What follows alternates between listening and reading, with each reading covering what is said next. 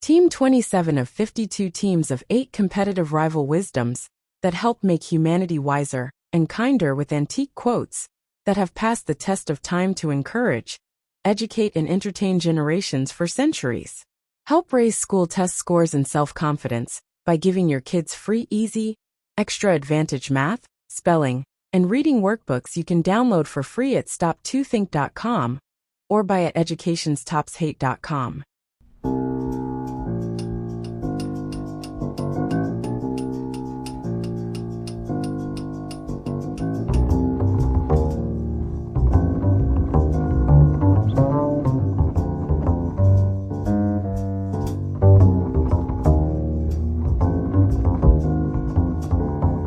Team quote 27.1. When love and skill work together, expect a masterpiece. John Ruskin 1819–1900. This is a beautiful observation from Ruskin, the leading English art critic and social thinker of the Victorian era. What makes it particularly meaningful is that it identifies the two essential ingredients for creating something truly exceptional: passion and expertise. Coming from Ruskin, who devoted his life to understanding and teaching about art and architecture, this insight reflects his deep appreciation for how great works are created. He recognized that technical skill alone isn't enough, nor is passion by itself. It's the fusion of both that produces extraordinary results.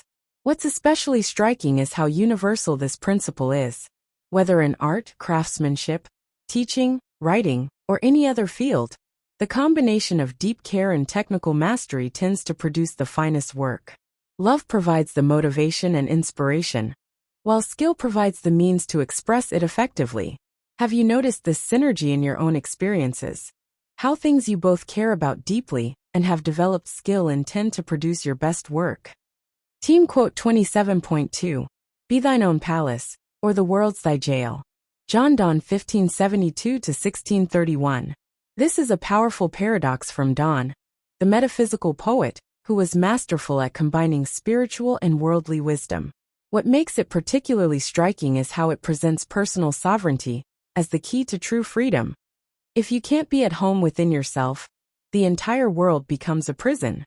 Coming from Donne, who experienced both high status as Dean of St. Paul's Cathedral and periods of poverty and disfavor, this insight likely reflected his personal understanding that external circumstances don't determine inner freedom.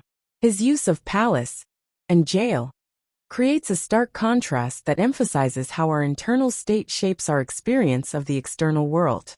The quote suggests that true freedom isn't about where you are or what's happening around you, but about your relationship with yourself. If you can create an inner palace, a space of self-acceptance and personal sovereignty, then you carry your freedom with you wherever you go. Have you noticed how some people seem to maintain their sense of freedom and dignity regardless of circumstances, while others feel confined even in the midst of apparent freedom? Team quote 27.3. Trifles make perfection, and perfection is no trifle. Michelangelo 1475–1564. This is a masterful observation from Michelangelo, and particularly meaningful coming from someone who created some of the most perfect works of art in human history. What makes it especially clever is the wordplay between trifles and no trifle, using the same word to convey different meanings. Coming from the artist who spent 4 years painting the Sistine Chapel ceiling, and who could spend hours perfecting the smallest detail of a sculpture, this insight reflects his deep understanding of how greatness is achieved. Each tiny detail, each seemingly insignificant decision or adjustment, contributes to the final achievement of perfection. The quote carries a certain paradox, that the path to something profound requires attention to things that might seem trivial to others. Michelangelo understood that what separates the extraordinary from the ordinary often lies in these small details that others might overlook or dismiss. Have you noticed how true excellence in any field often comes down to this kind of attention to seemingly minor details? Team quote 27.4. Reading is to the mind what exercise is to the body. Joseph Addison 1672–1719. This is a brilliant analogy from Addison, the English essayist and poet. What makes it particularly effective is how it captures both the beneficial and essential nature of reading, by comparing it to something everyone understands, physical exercise. Coming from Addison, who co-founded The Spectator magazine and helped popularize intellectual discourse through accessible writing, this observation reflects his understanding of how mental faculties, like physical ones, need regular training and challenge to stay healthy and grow stronger. The metaphor works on multiple levels. Just as exercise builds strength, endurance, and flexibility in the body, reading builds vocabulary, understanding, and mental agility in the mind. And like physical exercise, reading requires consistent effort and can be both challenging and rewarding. Have you noticed how, like exercise, different types of reading seem to work out different mental muscles? How poetry might exercise different faculties than philosophy, or how fiction might develop different capabilities than technical reading? Team quote 27.5. We all admire the wisdom of people who come to us for advice. Arthur Helps 1813 to 1875. This is a delightfully wry observation from Arthur Helps, the English writer and civil servant. What makes it particularly amusing is how it gently exposes human vanity. We tend to think people wise precisely when they're validating our own judgment by seeking our opinion. Coming from Helps, who served as clerk of the Privy Council and wrote extensively about social and moral issues, this insight likely came from observing the dynamics of power and advice-giving in both government and literary circles. He recognized how flattering it is to be consulted, and how this flattery often colors our opinion of the person seeking our counsel. The quote cleverly reveals a psychological truth. When someone asks for our advice, we're predisposed to think well of their judgment. After all, they've shown the wisdom to value our opinion. It's a perfect example of how our vanity can influence our assessment of others. Have you noticed this tendency? How we often feel more warmly toward people who seek our advice, perhaps precisely because they're acknowledging our expertise or wisdom. Team quote 27.6. Leap, and the net will appear. John Burroughs 1837 to 1921. This is an inspiring observation from Burroughs, the American naturalist and essayist. What makes it particularly powerful is how it captures the paradoxical nature of faith and action. Sometimes you have to commit to the jump before you can see what will catch you. Coming from Burroughs, who left conventional farming life to pursue his passion for writing and nature observation, this insight likely reflected his own experience of taking bold steps into uncertainty. As someone who made his living by following his curiosity about the natural world, he understood that growth often requires stepping into the unknown. The metaphor is beautifully simple yet profound. It suggests that opportunities, support, and resources often become visible only after we've committed to action. Just as a trapeze artist must release one bar before catching the next, sometimes we must let go of security before we can grasp new possibilities. Have you experienced this phenomenon? How taking a leap of faith sometimes seems to summon the very support you need. Team quote 27.7. He is not only dull in himself, but the cause of dullness in others. Samuel Foote 1720 to 1777. This is a deliciously cutting observation from Samuel Foote, the English dramatist and wit. What makes it particularly devastating is how it suggests that dullness can be contagious, that someone can be not just boring, but actively drain the life and energy from those around them.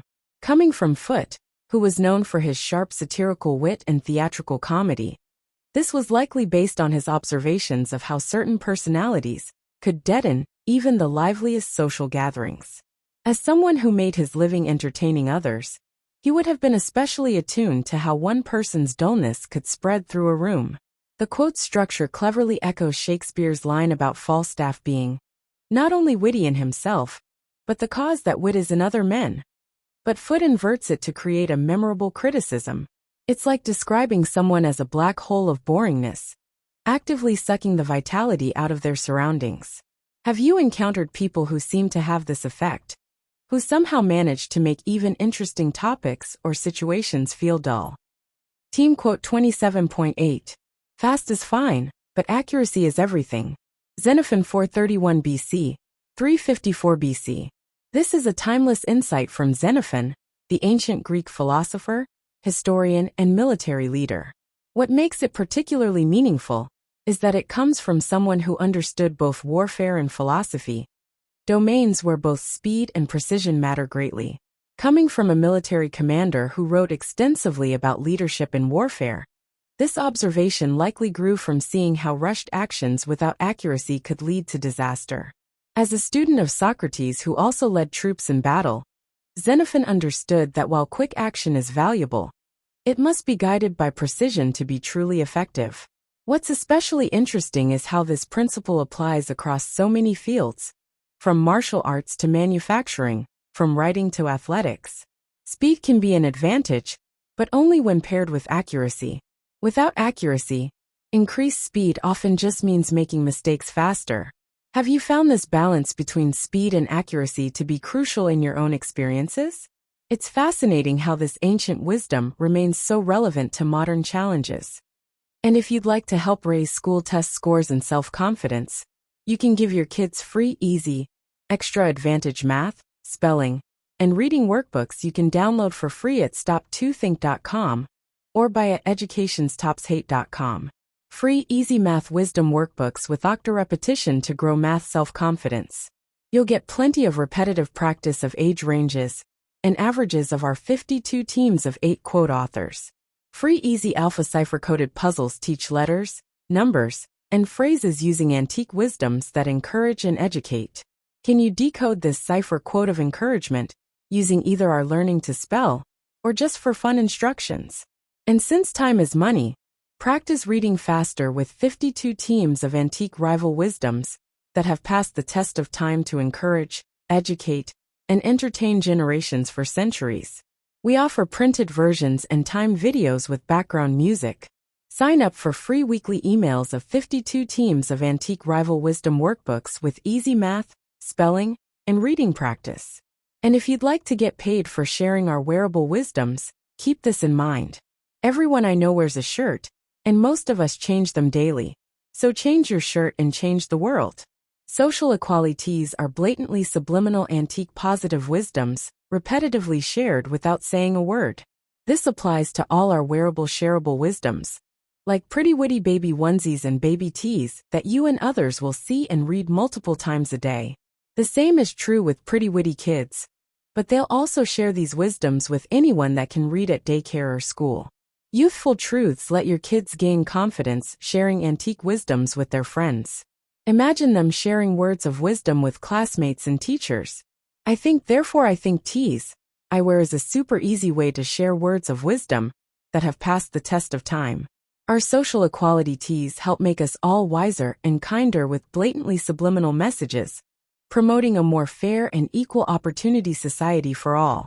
And don't forget our giftwisdoms.com for birthdays and holidays that makes it easy to share the wisdom with clothing, coffee mugs, and magnets. So do the future a favor by encouraging, educating, and entertaining with words of wisdom that have passed the test of time to make us all wiser and kinder. With wearable wisdoms to fit babies, kids, and adults, you can clothe a whole family, city, or state. Join the 52 of 8 today at 52of8.com.